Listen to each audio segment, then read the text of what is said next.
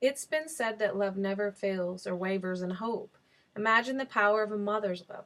I'd like to tell you a story about my son named Damon. He's an exceptional young man that'll be 13 in April. He's my firstborn. The moment I held him for the first time and we looked into each other's eyes, I knew my life had changed forever.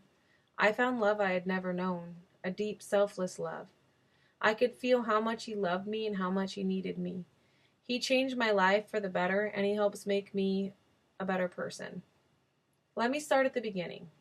My son didn't really talk until he was around 5 years old. He suffered from many ear infections. His doctor just kept giving him antibiotics, and he wouldn't stay well. So I asked for a referral to an ENT specialist. The infection had caused total blockage in his major developmental point in his adolescence. He couldn't hear. When he went in for his first set of ear tubes, the surgeon sucked blockage all the way from up back by his skull. He had 3 surgeries total. At that time, I was unable to give him emotionally what he needed.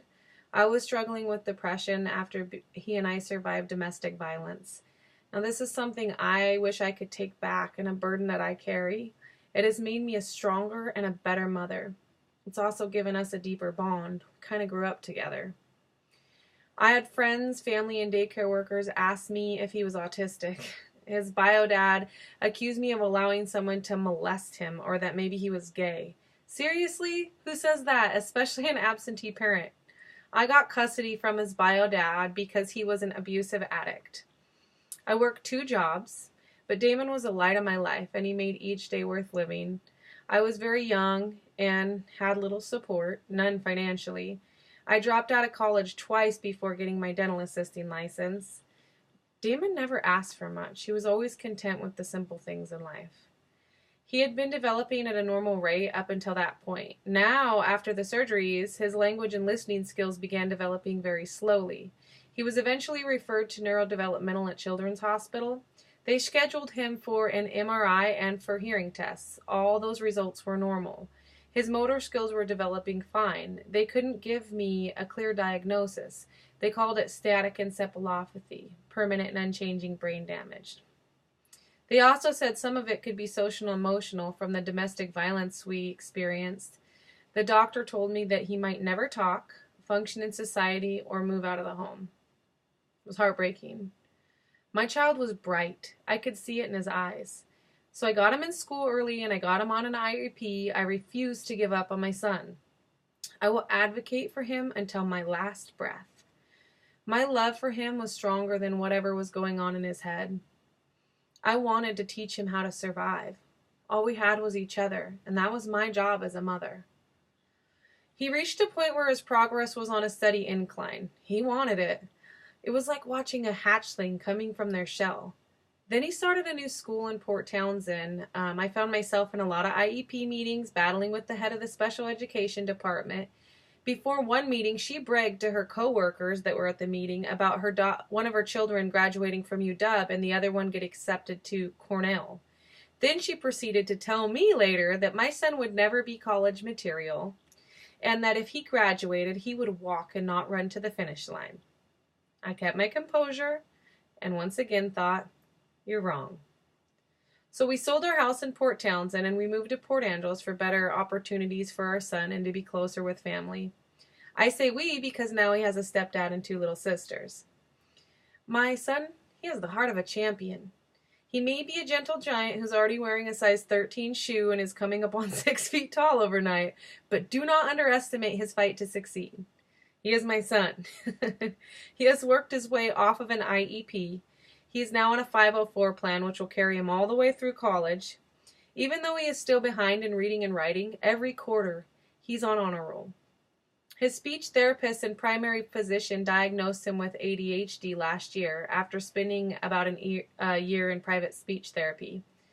She was never able to pinpoint his language disorder, and we feel it's an auditory processing disorder, but insurance does not cover a diagnosis for that, and it is very costly to get that done. When he takes his ADD medication, his communication improves immensely, but he said things don't feel as fun. He said that it feels like the net that stops his communication and clarity of thought is gone while the medication is active. He takes no medication on the weekends because it decreases his comedic personality and his creativity, and we want to nurture that too. I started the quest for a diagnosis when the Port Townsend School District told me they could not change his IEP if I did not get a more specific diagnosis. I never wanted to label him. Damon inspires me. Teachers love him and he's all mine. I feel like I'm screwing up, but I must be doing something right. He says I'm his only hope, and he loves the way that I love he and his sisters. He fills my heart with joy and so much motherly pride. He's an awesome son, a protective brother, a dedicated student, loving grandson, exceptional athlete, and he has a heart for Jesus. Girls adore him, yet he's very respectful to them.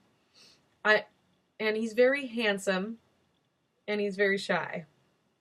I always told him the most important thing to be in life is a good person. When I look at him, I'm reminded of how far we've come and that we remained good people. He never lets life get him down, and he never lets it get me down.